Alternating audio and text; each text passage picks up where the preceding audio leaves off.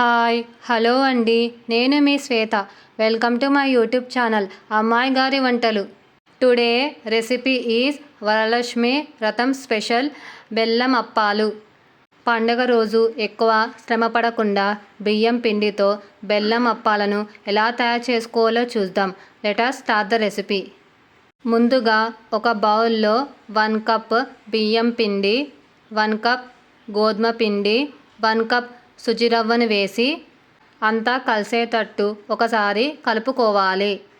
ఇక్కడ నేను కొలతల ప్రకారం పిండిని తీసుకున్నాను. ఇలా తీసుకోవడం వలన బెల్లం అప్పాలు పర్ఫెక్ట్గా కుదురుతాయి. ఒక గిన్నెలో 2 కప్స్ బెల్లంకి 1 కప్ వాటర్ని వేసి బాయిల్ చేయాలి. బెల్లం పాకం పట్టాల్సిన అవసరం లేదు, వాటర్లో కరిగితే చాలు.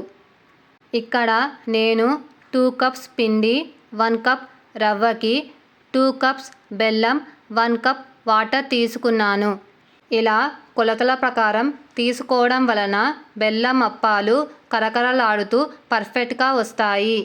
బెల్లం వాటర్లో కరిగాక ఇప్పుడు అందులో 1 టేబుల్ స్పూన్ నువ్వులు, ఫ్లేవర్ కోసం 1 టేబుల్ స్పూన్ ఇలాచీ పొడి, 1/2 టేబుల్ స్పూన్ ఉప్పును వేసి స్టవ్ ఆఫ్ చేయాలి.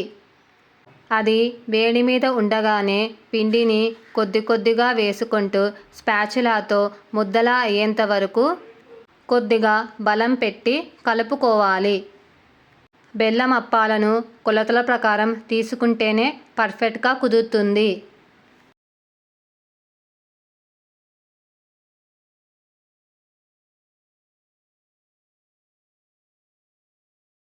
ఇది ముద్దలా అయ్యాక వేడి మీద ఉన్నప్పుడే కొద్ది కొద్దిగా తీసుకుంటూ రౌండ్ షేప్లా చేసుకొని చేతితో అప్పాలు లాగా పగుళ్ళు రాకుండా ఒత్తుకోవాలి.